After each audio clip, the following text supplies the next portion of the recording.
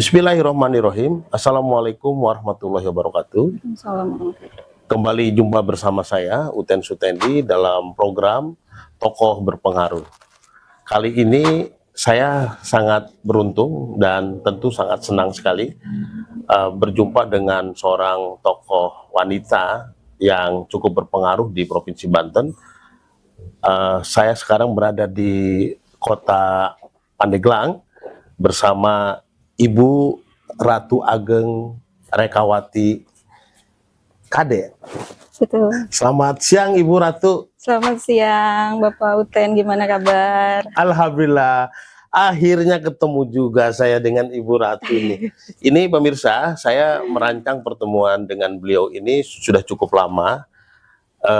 Karena kesibukan yang luar biasa, baru hari ini kita bisa berjumpa dengan beliau dan kita akan kulik nanti kesibukan beliau ini selama ini apa, dan kemudian juga pemikiran-pemikirannya tentang Banten hari ini dan esok.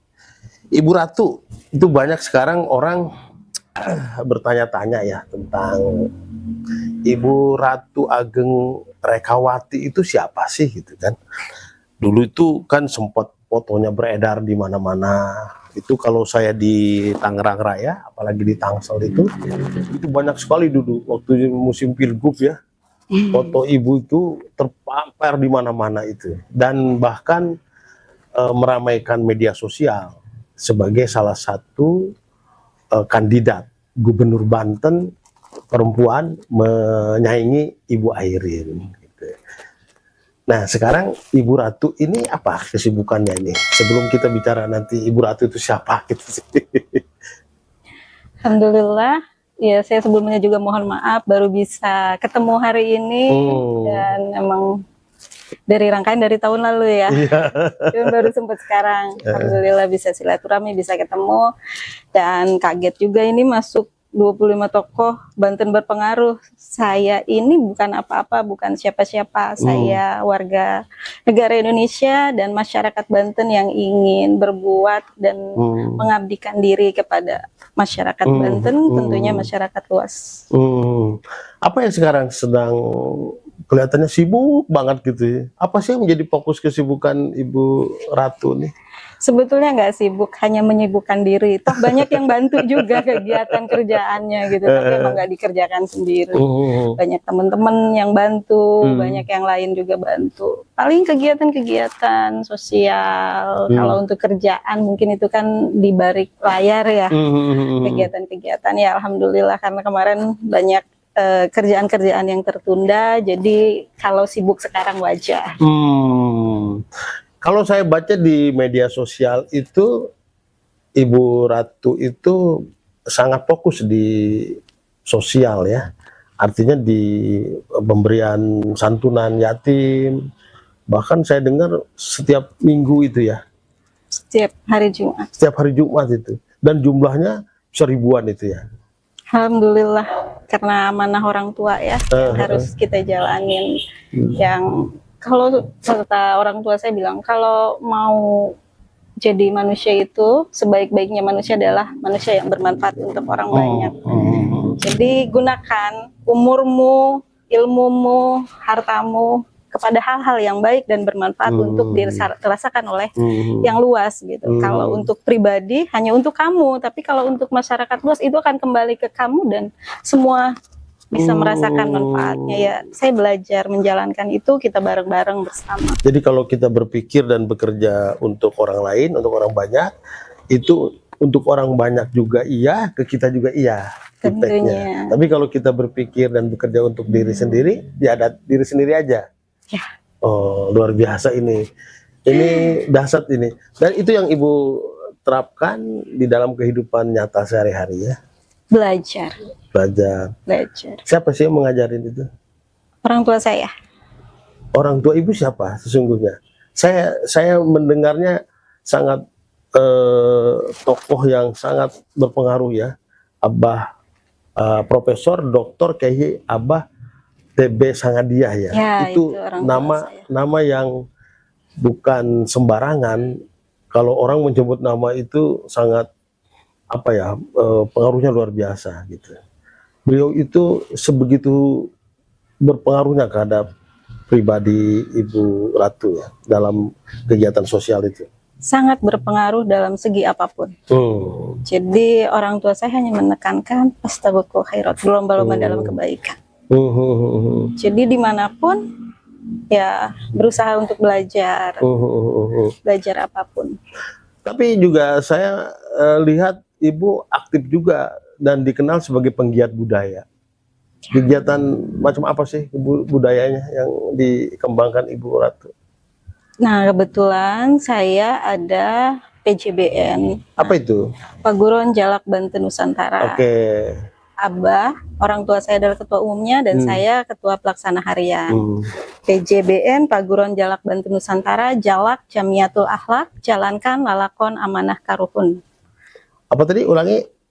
Jamiatul Akhlak. Jamiatul Akhlak. Jalak. Jamiatul Akhlak, jalankan lalakon amanah karuhun. Amanah karuhun. Ya, tentunya bukan hanya Banten, PJBN itu bukan hanya DKI, bukan hanya Jabar, tapi Nusantara. Nusantara. Bukan hanya Islam, Hindu, Kristen, Buddha, tapi Bhinneka Tunggal Ika. Jadi seluruh suku dan agama. Betul. Di seluruh di Nusantara. Seluruh Indonesia, bahkan ada di beberapa negara. Oh. Apa inti ajaran yang disampaikan di sana? Jadi kita tentang syiar dakwah seni, budaya, dan sosial.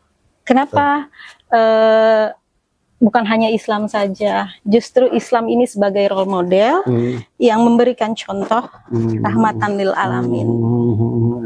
Jadi bukan hanya ini, kita ukhuwah watoniyah. Lebih ke hablum minanas. Kalau hablum minanas itu kan hubungan antara manusia dengan manusia, bukan hablum minal agama. Iya. Bukan yang ditanya kamu agamanya apa gitu. Saat kita mau bantu orang misalnya gini, tiba-tiba inget kamu agamanya apa? Orang mana? Kan nggak seperti itu kalau bantu orang. Mau siapapun kita bantu. Yang penting makhluk Tuhan. Yang penting makhluk Tuhan. Semuanya makhluk Tuhan. Gitu ya. Mau binatang sekalipun. Tetap kita sayangi. Kita sayangi, kita santuni. Betul, karena Islam mengajarkan hal-hal yang baik. Nah, itu sampai ke luar negeri, anggotanya. Itu sebuah organisasi apa yayasan? Itu seperti perkumpulan. Perkumpulan. Artinya ada KTA-nya. Ada. Ada berapa kalau boleh tahu seluruh anggota Jalak Banten ya? Gitu. Kalau seluruh? Iya. Berdasarkan KTA, terakhir saya ngecek mungkin ada 5 apa? 5 juta. Wow, 5 juta. Seluruh Indonesia. Seluruh Indonesia. Tidak termasuk yang di luar negeri. Iya, itu kalau yang di luar negeri dia duta. Oh, duta. Jadi yang di luar negeri itu yang mempromosikan budaya-budaya kita. Jadi budaya-budaya kita dipromosikan, misalnya ada yang dari Malaysia. Duta perwakilan yang di negara Malaysia gitu kan. Jadi dia mempromosikan budaya-budaya kita. Tapi orang Malaysia. Ada orang Malaysia, ada orang kita juga. Nah, tadi soal budaya itu bentuknya apa atau budaya macam apa yang dipromosikan? Kan kalau kita tahu di Banten ini banyak sekali ragam budayanya. Ya, Indonesia ini multikultur ya. Multikultur ya. Benar sekali, dan emang banyak budaya-budaya kita. Nusantara itu kaya akan ragam aneka budaya, dan kita mempromosikan, menjaga, melestarikan budaya kita karena budaya itu sebagai ikon anak bangsa. Kalau hilang budayanya, hilanglah identitasnya. Budayanya hilang, jati dirinya pun hilang. Karena Indonesia itu emang budayanya. Ini menarik sekali dan penting sekali di tengah masyarakat Indonesia atau anak-anak muda terutama. Saya melihat sudah kehilangan akar budayanya, atau dia kesulitan mencari jalan pulang ke rumah akar budayanya gitu. Ya, di tengah gempuran era modernisasi ya banyak anak-anak muda yang keracunan budaya-budaya asing. Dia yang nggak bangga dengan budayanya sendiri. Padahal budaya kita itu indah sekali.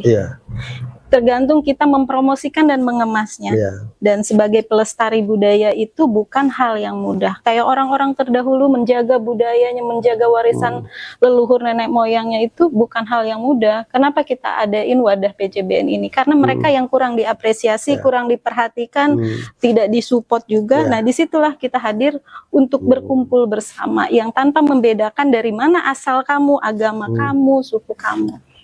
Kurang disupport tadi ya. Keadaannya seperti itu. Ratu melihat pemerintah kita kurang berorientasi ke sana. Mungkin ada beberapa, mungkin gini kan, banyak yang para pelestari budaya itu yang terdaftar dan yang tidak terdaftar gitu. Karena para pelestari budaya ini orang-orang yang sudah sepuh kebanyakan kan. Terus kayak paguyuban-paguyuban mereka yang mereka tidak paham ini harus seperti apa, kayak gimana gitu. Jadi saya tidak mau bicara antara support dari pemerintah atau apa. Siapapun kita sebagai kalau kita ngerasa, saya orang Banten misalnya, kalau kita merasa punya darah kebantenan, harus kita jaga dan lestarikan. Jadi tidak boleh menyalahkan ini itu. Yuk sama-sama kita bangun sebagai putra daerah. Ayo kita sama-sama Spirit lestarikan. of Bantennya atau nilai-nilai Bantennya dijaga. Betul. Apa sih nilai-nilai Banten itu menurut Raka? Nilai-nilai Banten itu sangat banyak, dari kebudayaan, keanekaragaman yang harus kita jaga. Banten ini kan multikultur, dari 8 kota kabupaten itu berbeda. Kebiasaan, bahasa, dari makanan. Kita dari Pandeglang pindah ke Serang itu bahasanya sudah beda. Terus dari Serang ke daerah lain udah beda, ada yang bahasa Sunda, ada bahasa Jawa, ada yang pakai bahasa Betawi, ke Tangerang sana. Itu luar biasa, tapi mereka bersatu gitu kan. Dalam ruang lingkup kebantenan. Iya, betul. Tapi gini, Abah Sangadia, orang tua Reka, ya orang tua Ratu, itu namanya sangat besar dan dikenal di masyarakat Banten bahkan nasional itu sebagai jawara, lebih dikenal itunya gitu. Betul nggak? Saya nggak tahu. Saya sepribadi mengenal sebagai jurnalis, mengenal Abah Sangadia itu dari dulu itu sebagai jawara gitu. Nah, apa konteksnya dengan misi kebudayaan yang dikembangkan oleh Ibu Ratu dan juga misi sosial yang begitu luar biasa? Ini yang mau dijawab yang mana dulu? Dua-duanya? Tentang jawara dulu. Ya boleh. Kalau Banten itu terkenal dengan tanah jawara. Oke. Cuman orang yang kadang berpikir jawara itu yang dikait-kaitkan dengan premanisme, orang yang arogan, yang punya kekuatan. Padahal jawara itu yang dari zaman-zaman dahulu emang orang itu disebutnya jawara. Jawara itu gelar kehormatan. Menurut saya pribadi ya. Jadi kalau salah saya juga mohon maaf karena saya juga baru belajar. Jawara itu gelar kehormatan untuk seseorang yang memiliki ilmu, memiliki akhlak, yang dididik para alim ulama. Tentunya jawara itu lebih ke bela diri, yang membela negaranya, membela wilayahnya, yang dimana tanah dipijak di situ langit dijunjung. Dia yang menjaga alim ulama dan umaroh dan masyarakatnya itu sendiri. Tapi pengertian ulama kan sekarang semakin jawara kan sekarang semakin bergeser ya. Kalau dulu mungkin antara jawara dengan ulama itu kan tidak sinergi gitu kan. Sekarang ada semacam garis pemisah gitu kan. Di satu sisi ulama itu adalah gambaran orang yang memiliki keilmuan tinggi dengan akhlak yang baik. Tapi di sisi lain sekarang jawara di Banten itu khususnya ya dikesankan agak sedikit bertolak belakang dengan sifat ulama itu. Misalnya sering menunjukkan egonya atau kesaktiannya gitu kan, atau quote and quote kegagahannya. Itu gimana menurut? Dan itu bukan jawara, itu preman. Yang mengatasnamakan jawara. Kalau jawara tidak seperti itu karena dia dididik oleh alim ulama. Itu jawara. Kalau artinya kalau jawara itu tidak sejalan, selaras dengan sifat-sifat keulamaan, dia Jangan mendeklar dia jawara bukan karena dekat jawara. ya karena Banten ini luar biasa yang bisa melahirkan tanah jawara, dan saya ngerasa bangga sekali bisa lahir di tanah Banten. Kemarin ada salah seorang tokoh di Banten yang juga dideklar atau disebut oleh orang jawara Banten. Dia mengatakan jawara itu sesungguhnya di atas ulama. Gimana menurut Raka itu? Kalau orang berpendapat sah-sah saja ya. Kalau ulama, ya dia ulama yang tidak bisa disamakan dengan yang lain. Ada ustadz, ada kiai, terus tingkatannya kan beda. Menurut saya kalau ulama ya tetap ulama karena dia seseorang role model yang memberikan contoh kebaikan, seperti contohnya Rasulullah. Dia memperkenalkan dan mengajarkan kita gimana kita mengenal Tuhannya, mengenal Allah dengan akhlaknya. Dia menyebarkan ilmu yang baik menurut ajaran-ajaran Islam. Yaitu tapi saya memahami pendapat tokoh itu. Kenapa jawara dianggap di atas ulama?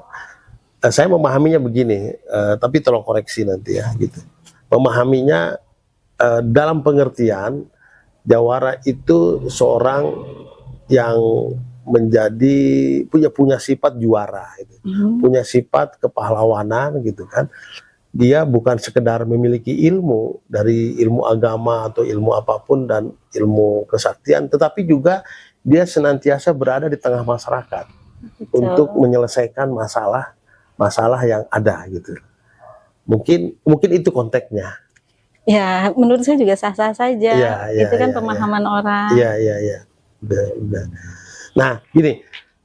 Jadi semua yang ada di Jalak Banten yang Ratu bilang tadi ada 4 juta kurang lebih, 4 sampai 5 juta kurang lebih itu mereka termasuk jawara juga yang berada di organisasi Jalak Banten itu? Diarahkan lebih ke pembekalan akhlak. Pembekalan akhlak. Pembekalan akhlak. Contohnya kayak apa coba?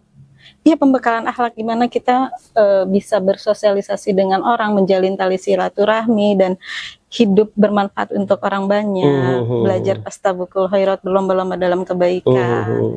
Seperti itu. Itu seperti apa bentuk pembimbingannya atau pembekalannya kepada anggota yang begitu banyak? Jadi bentuk pembimbingannya secara spiritual juga ada, karena kebanyakan kayak ketua-ketuanya itu kiai. Seperti salah satu contoh saya mau cerita, ada di Papua, itu ketua DPW-nya dia salah seorang pendeta. Jadi lintas agama ya? Lintas agama. Tapi saat ada kegiatan maulid, ada kegiatan hari besar Islam, di tempat kita kan suka mengadakan acara, semuanya diundang. Oh, luar biasa itu. Semuanya diundang, bahwa tidak ada batas-batas ini gitu kan. Belajar menghormati dan menghargai antara agama, toleransi. Itu bagian dari akhlak kan? Toleransi. Dan qadarullah dan alhamdulillah, mungkin karena Abah merangkul begitu dengan penuh kasih sayang, dengan penuh hati, karena sesuatu yang datang dari hati akan sampai ke hati. Dia sekarang sudah meninggal. 1 minggu sebelum meninggal, dia datang ke rumah dan bilang, Abah, saya mau masuk Islam dan ingin bersyahadat. Pak pendeta itu. Betul. Setelah sekian lama bergabung di Jalak Banten. Ya. Jadi Abah itu luar biasa. Beliau memberi bantuan kepada rumah ibadah tidak hanya untuk masjid. Dan di sana pun diberikan. Ini belum banyak orang tahu. Jadi Abah Sangadia banyak membantu bukan hanya umat Islam dan juga membantu tempat ibadah lain. Di sana itu karena rumah ibadahnya rusak-rusak. Nah, si pendeta ini sebagai penyalur. Menyalurkan bahwa ini dari siapa? Dari kiai. Kagetlah mereka. Dari seorang tokoh Islam. Beliau bicara seperti itu. Ya, itu kan kata mereka ya.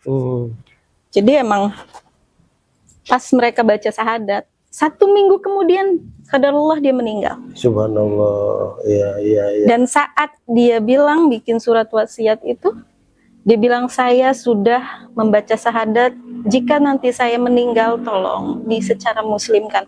Dan semua warga di situ tidak kaget karena apa? Ada buah kebaikan dia yang dia bantu rumah ibadah di situ dan semua orang-orang di situ support. Merinding saya itu, luar biasa ya, Abah. Dan itu ajaran Abah. Abah Yang itu bekerja tanpa membeda-bedakan ya. apa dan siapa. Bahkan kalau misalnya ada orang muslim datang Ramadan nih, itu dikasih makan, dikasih minum walaupun kita berpuasa. Jadi kita itu harus bisa memaklumi orang yang tidak puasa, bukan orang yang tidak puasa memaklumi kita. Karena kita puasa itu hanya kita dan Tuhan yang tahu. Itu indah sekali ya, kalau semua umat Islam di Banten dan di Indonesia mungkin tidak ada lagi teriakan-teriakan kasar, takbir yang sembarang diucapkan gitu ya, caci maki kebencian yang ujaran kebencian kadang-kadang memenuhi media sosial sekarang. Sesama ini saling menjelekkan gitu. Nah, ini kan ajaran akhlak yang sangat mulia, sangat indah. Tapi kenapa dulu Raka mau terjun ke politik? Sebetulnya gini ya, itu ceritanya panjang sekali. Jadi posisinya saya lagi ada di luar negeri. Di mana waktu itu? Saya lagi ada di salah satu di Eropa. Di Eropa, oke. Terus tiba-tiba saya dengar info suruh maju katanya di Pilgub Banten. Stres lah saya. Bentar, kenapa stres? Seorang pemimpin itu pertanggungjawabannya dunia akhirat. Tiba-tiba saya pergi umrah untuk minta petunjuk dan mengalami beberapa hal spiritual yang luar biasa di momen sana. Umroh itu. Ya, di momen umroh itu yang saya, ya Allah, ya apapun rencanamu, apapun kehendakmu saya ngikut. Yang penting tuntun saya ke jalanmu. Berserah diri lah. Terus pulang. Nah, terus ada beberapa ulama-ulama yang sudah mendeklarasikan yang diupload ke media sosial. Ketika di umroh itu mendapatkan sesuatu yang spiritual lah, katakan begitu. Apa yang dirasakan oleh Raka? Ya ini ya, saya lebih tenang aja dan saya yakin apapun takdir Allah inilah adalah sebaik-baiknya takdir. Proses kita jalani. Artinya ada petunjuk, oke, silahkan gitu. Proses kita jalani tanpa menuntut hasil. Proses kita jalani tanpa menuntut hasil. Jadi di situ kita dilatih keikhlasan, kesabaran, dan itu pembelajaran buat saya. Saya belajar itu, dan sampai sekarang juga belajar. Saya bukan orang ikhlas, tapi masih belajar ikhlas. Setelah itu saya balik ke Indonesia. Setelah pulang umroh, rame datang terus dukungan datang. Izinlah sama papa saya. Sama bapak? Ya, sama orang tua saya. Itu belum cerita setelah umroh itu nggak langsung cerita ke abah nggak? Enggak. Oke. Izin sama abah saya. Abah saya bilang, kamu sanggup amanah? Belum tentu.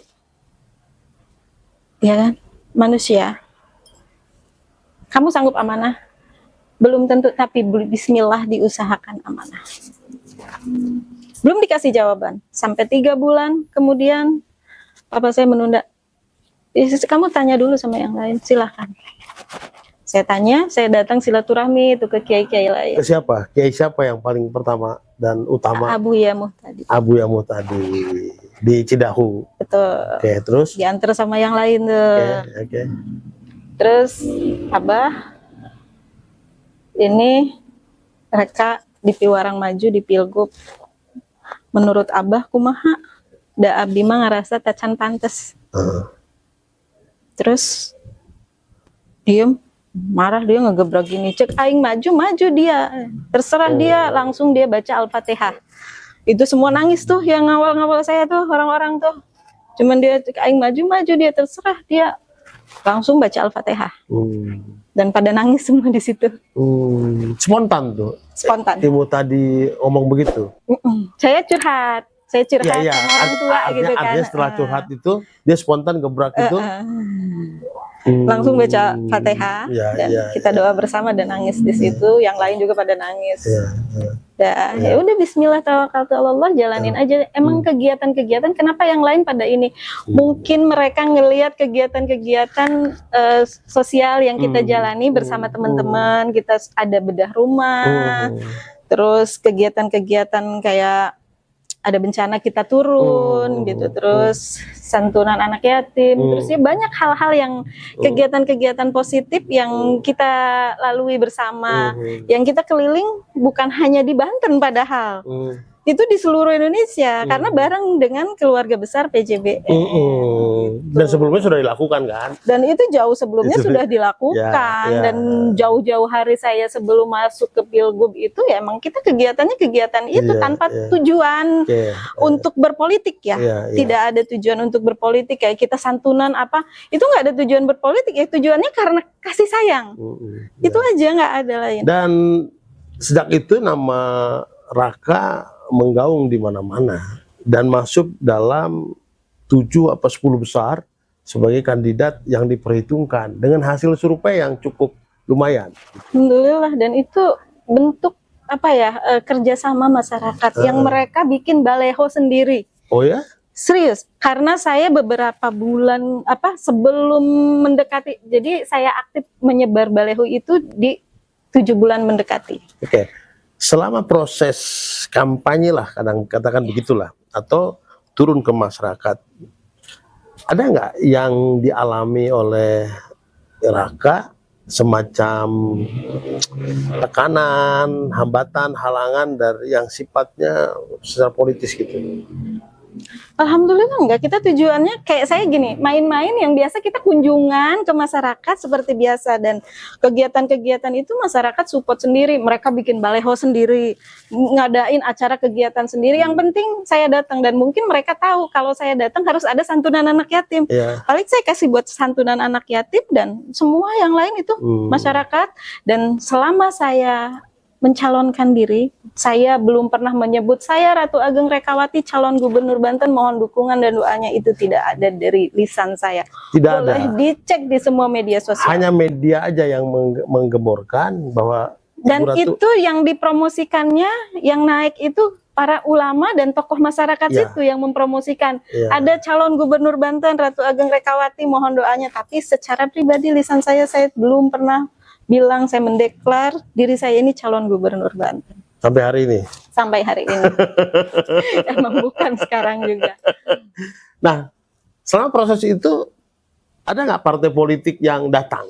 Ada. Menawarkan diri, saya support gitu, kami support. Ada, banyak. Ada beberapa. Boleh yang tahu partai apa? Ada, karena itu sudah sebetulnya gini, saya sudah mau menjauh dari hal-hal yang dunia politik. Gitu. Ada beberapa partai politik.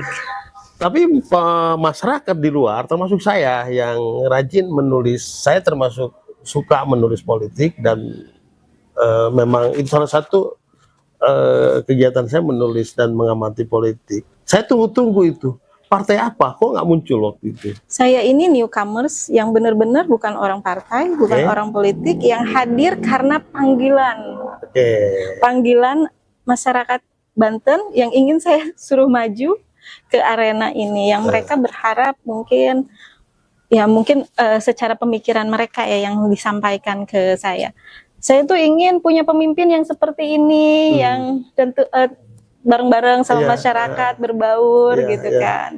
Pengen punya pemimpin yang seperti ini gitu. Itu kan keinginan mereka, dan luar biasa antusiasme mereka yang setiap saya datang itu pengunjungnya sampai minimal 1.000 orang, maksimalnya sampai 15.000. Meskipun Ratu bilang saya nggak suka di politik, tapi di saat saya tidak bilang saya tidak suka di politik. Ya, artinya tadi Ratu bilang saya bukan orang politik. Bukan orang politik. Tapi secara tidak langsung gerakan yang dilakukan Ratu ketika itu di musim itu kan, musim Pilgub itu ya pasti berpolitik, dan berdampak secara politis gitu. Betul. Kan. Berdampak secara politis. Itu sadar nggak Ratu? Saya jalanin, nikmatin semuanya karena pakai hati ya. Jadi tidak berpikir untuk dunia politik ini itu. Jadi emang karena kebiasaan yang biasa kita jalanin kegiatan-kegiatan sosial seperti itu. Tidak merasa sebagai calon gubernur atau sebagai politisi? Tidak. Tidak merasa? Tidak merasa. Saya merasa sebagai masyarakat biasa dan rakyat biasa yang datang berkunjung menemui saudara-saudaranya. Iya, tapi kan semua media dan masyarakat sudah mengklaim. Ya, itu kan perasaan saya ya. Paling saya datang ke situ suruh ngisi kajian. Dan secara hati nurani, kalau waktu itu Ratu mendapat support dari partai politik dan kemudian menang, kan tentu kan akan diterima sebagai seorang gubernur yang tentu akan bergulat dengan dunia politik. Ya, betul. Jadi gitu. Di ending itu kita itu lebih memantapkan niat dan meminta petunjuk sama Allah. Padahal begini Ratu, di dunia politik itu ada satu komentar dari seorang presiden Amerika yang cukup ternama, kalau nggak salah John F. Kennedy. Dia bilang begini, kalau ke surga itu harus lewat jalur politik, saya mendingan nggak masuk surga. Artinya di politik itu betapa kotornya gitu loh. Dan Ratu itu mau, tidak ada penolakan kan. Saya nggak mau dicalonkan jadi gubernur, dan Ratu mau gitu. Artinya kalau waktu itu Ratu menang, Ratu pasti nerima kan. Jadi saya berpikir saat rakyat memanggil tidak ada kata tidak. Maju. Dan di ending saya memohon sama Allah, tolong selamatkan saya. Karena ada hal-hal yang bertolak belakang dengan hati nurani saya. Apa itu misalnya? Banyak hal. Contoh? Yang tidak bisa kita bicarakan. Nggak, contoh kecil apa? Ketidaksepahaman saya sebagai masyarakat kecil. Dengan ketentuan-ketentuan yang ada. Nggak mau cerita deh. Contoh yang konkretnya kayak apa? Yang sebetulnya tidak usah diceritakan juga, orang sudah bisa mengasumsikan dengan sendirinya gitu. Ya. Nah gini, kemudian tiba-tiba, dan buat saya ini adalah bentuk penyelamatan untuk saya pribadi.